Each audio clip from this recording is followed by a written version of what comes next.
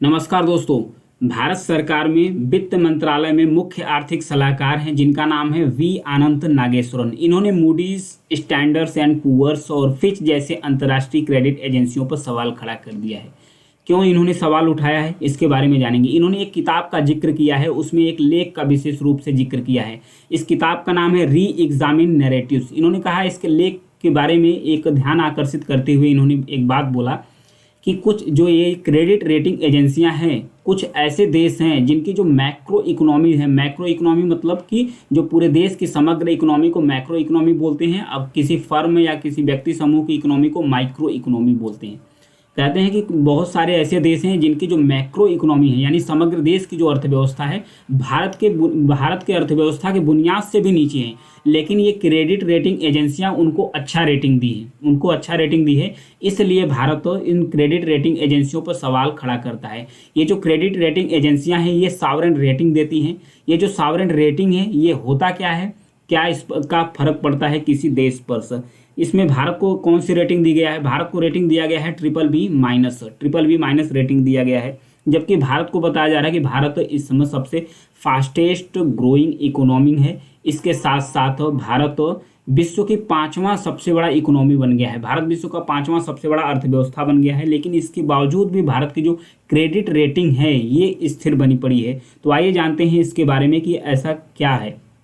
तो सबसे पहले जो सॉवरेन रेटिंग होता है इसके बारे में जानेंगे कि सॉवरेन रेटिंग होता क्या है, इसे कहते क्यों है, मतलब कि इसको क्या बोलते हैं, मतलब कि इससे क्या फ़ायदा होता है, जो सॉवरेन रेटिंग देने से किसी देश को क्या नुकसान होता है, किसी देश को क्या फ़ायदा होता है। तो इसके बारे में जानते हैं। ये जो सॉवरेन रेटिंग होता है ये किसी देश को डिफ़ॉल्ट के बारे में बताता है कि कोई देश इस रेटिंग के आधार पर कौन सा देश डिफ़ॉल्ट है, कौन सा देश डिफ़ॉल्ट नहीं, यानी कि कर्ज चुकाने की जो क्षमता होती है उसके बारे में बताता है।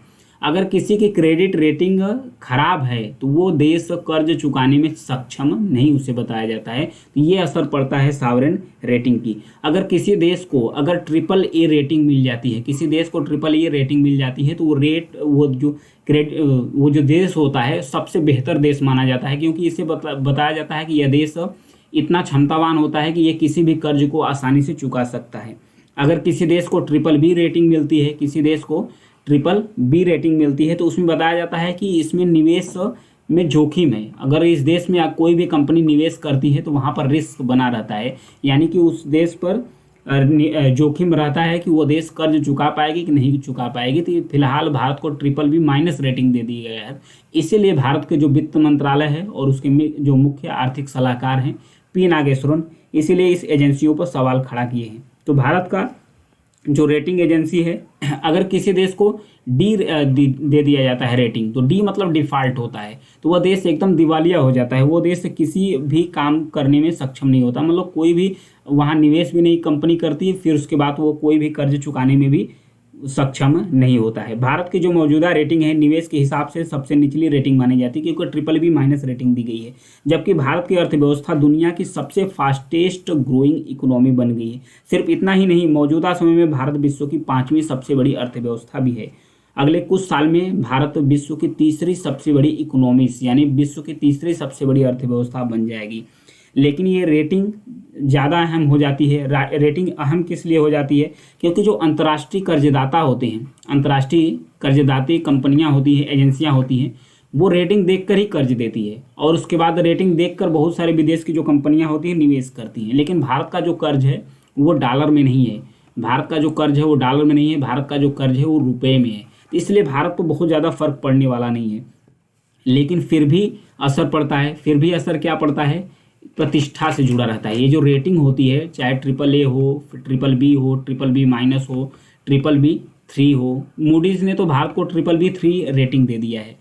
तो ये जो प्रतिष्ठा से जुड़ा होता है, क्योंकि बहुत सारी जो विदेशी कंपनियां होती है वो रेटिंग देखकर ही किसी देश में निवेश करती है। अगर किसी देश की रेटिंग अच्छी है, किसी देश की रेटिंग अच्छी है तो वो जो कंपनियां होती हैं वो उस देश में निवेश करती हैं, तो उस देश में प्रोडक्शन बढ़ता है, रोजगार भी बढ़ता है। लेकिन ये प्रतिष्ठा से जुड़ा है। भारत को कोई भी घाटा नहीं है, लेकिन फिर भी इससे प्रतिष्ठा से जुड़ा है। अब कुछ घरेलू कंपनियां भी जो भारत के हैं वो भी विदेशों में जाना शुरू कर देती है, वो भी भारत में निवेश करने से बचना शुरू कर देती है। अगर भारत की रेटिंग निचले पायदान पर है तो भारतीय कंपनियों को ज़्यादा ब्याज दर पर जो अंतर्राष्ट्रीय मार्केट है उससे पैसा लेना पड़ता है, मतलब अधिक पैसा, मतलब कि ज़्यादा पैसा देना पड़ता है भारत को। अगर इसकी क्रेडिट रेटिंग खराब है तो बहुत ज़्यादा मतलब ब्याज देना पड़ेगा किसी, अगर अंतर्राष्ट्रीय मार्केट से कर्ज भारत को लेना है तो ये असर पड़ता है। उसके साथ साथ जो कंपनियां भारत में अधिक ब्याज देगी तो प्रोडक्शन उसका महंगा हो जाएगा, जो भी उत्पादन वो करेगी वो उसका महंगा हो जाएगा। जब उत्पादन महंगा हो जाएगा तो अंतर्राष्ट्रीय मार्केट्स में ये कंपटीशन नहीं कर पाएगी, अंतर्राष्ट्रीय मार्केट में कंपटीशन, क्योंकि इसके प्रोडक्ट्स का रेट हो जाएगा काफ़ी हाई। जबकि उच्च यानी कि हाई राजकोषीय घाटे के बावजूद भारत अपने आर्थिक सुधारों और हाल में जो कोरोना है उससे निपटने में अपनी क्षमता की वजह से एक विश्वसनीय अर्थव्यवस्था वाला देश बन गया है। उसके बावजूद भी भारत की जो आरबीआई है, दूसरी एजेंसियां हैं, लिक्विडिटी जो मैनेजमेंट है काफ़ी अच्छा रखी है। इसके लिहाज से भारत की जो क्रेडिट रेटिंग एजेंसी है इसमें तो अपग्रेडेशन होना ही चाहिए।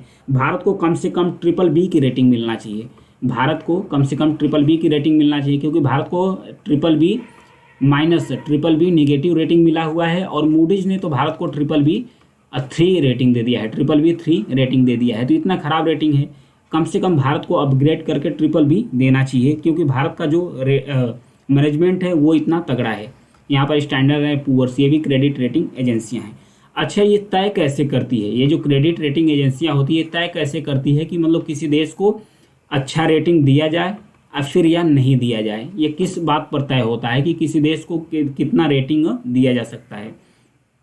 अगर किसी भी देश की अगर प्रति व्यक्ति आय, किसी भी देश का जो प्रति व्यक्ति आय होता है अगर ये उच्च होता है, अच्छा होता है, तो वो देश की इनकम भी अच्छी होती है, वो देश टैक्स पे करने में भी अच्छा होता है, वो कर्ज चुकाने में भी इसकी क्षमता अच्छी होती है, तो इसके आधार पर भी अच्छा रेटिंग उसे दे दिया जाता है। उसके साथ जीडीपी ग्रोथ भी देखा जाता है, जीडीपी ग्रोथ भी देखा जाता है। किसी देश का अगर जीडीपी ग्रोथ है तो भी उसे कर्जा चुकाने में सक्षम देश होता है तो भी उसे अच्छा रेटिंग दे दिया जाता है। ये पहला हो गया प्रति व्यक्ति आय, दूसरा हो गया जीडीपी ग्रोथ, और फिर उसके बाद तीसरा हो गया महंगाई दर। तीसरा हो गया जो महंगाई होता है, महंगाई दर। अगर इन्फ्लेशन अधिक है तो भी उसकी क्षमता कम है, अगर इन्फ्लेशन कम है तो भी उस देश का क्षमता है कि उसका इनकम हो रहा है देश का, वो कर चुकाने में सक्षम है, मतलब कि एफिशिएंस है। और फिर चौथा क्या है? चौथा यह है कि बाहरी कर्ज।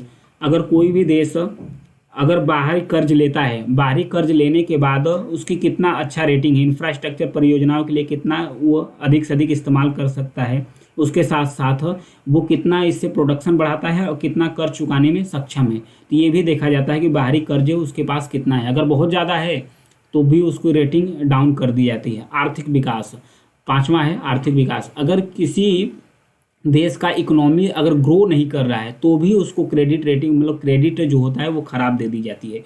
अगर उसका आर्थिक ग्रो है तो वो देश भी ग्रो करेगा, तो उस देश के अंदर जो कैपेसिटी है वो भी कर्ज चुकाने में सक्षम बना देता है उसे। तो ये था इनके जो रेटिंग है। डिफ़ॉल्ट का रिकॉर्ड भी देखते हैं। छठवां है डिफ़ॉल्ट का रिकॉर्ड। अगर कोई भी देश को देखा जाता है कि वो दिवालिया होने का उसका कितना खतरा है, कोई भी देश अगर दिवालिया होने का अगर खतरा उसका कम रहता है तो उसे रेटिंग अच्छी मिलती है, अगर खतरा अधिक रहता है तो उसे रेटिंग कम मिलती है। तो आइए जानते हैं कि इस रेटिंग पर सवाल क्यों उठ रहे हैं। भारत और अन्य देशों द्वारा भी सवाल उठाए। इस देशी के ये जो क्रेडिट रेटिंग एजेंसियां हैं इनके जो क्रेडिबिलिटी है, इनकी क्रेडिबिलिटी पर सवाल उठना शुरू कर दिया है 2008 से। 2008 से सवाल कैसे उठना शुरू कर दिया? 2008 में जब वैश्विक वित्तीय संकट आया था, 2008 में जब वैश्विक वित्तीय संकट आया था तब से क्रेडिट रेटिंग एजेंसियों पर संकट तब से सवाल उठना शुरू हुआ था। कैसे उठना शुरू हुआ था? क्योंकि अमेरिका की एक ग्लोबल फाइनेंशियल सर्विस कंपनी है जिसका नाम है लेहमन ब्रदर्स। जो लेहमन ब्रदर्स है इसको क्रेडिट रेटिंग एजेंसियों द्वारा अच्छी रेटिंग दी गई, मतलब कि AAA बहुत अच्छी रेटिंग इसको दी गई थी, लेकिन ये कंपनी दिवालिया बन गई। ये कंपनी अच्छी रेटिंग के बाद भी दिवालिया घोषित हो गई। उसके साथ साथ कई कंपनियां थी, मेरिल लिंच थी, AI थी, फ्रेंडी मैक थी। इन सब सारे कंपनियों को जो रेटिंग थी वो हाई, मतलब कि बहुत अच्छी रेटिंग दी गई थी और ये सारी कंपनियां दिवालिया हो गई थी। तब से ही जो क्रेडिट रेटिंग एजेंसी है इनके रेटिंग पर सवाल उठना शुरू कर दिया है कि ये जो क्रेडिट रेटिंग एजेंसियां हैं कंपनियों से पैसा लेकर रेटिंग देती है, इसीलिए अब देश इन क्रेडिट रेटिंग एजेंसियों पर भी भरोसा करना शुरू कर देते हैं। यही वजह है कि भारत भी ये जो क्रेडिट रेटिंग एजेंसी है इस पर सवाल उठाना शुरू कर दिया है। फिलहाल भी सवाल उठा रहा है भारत। Thank you.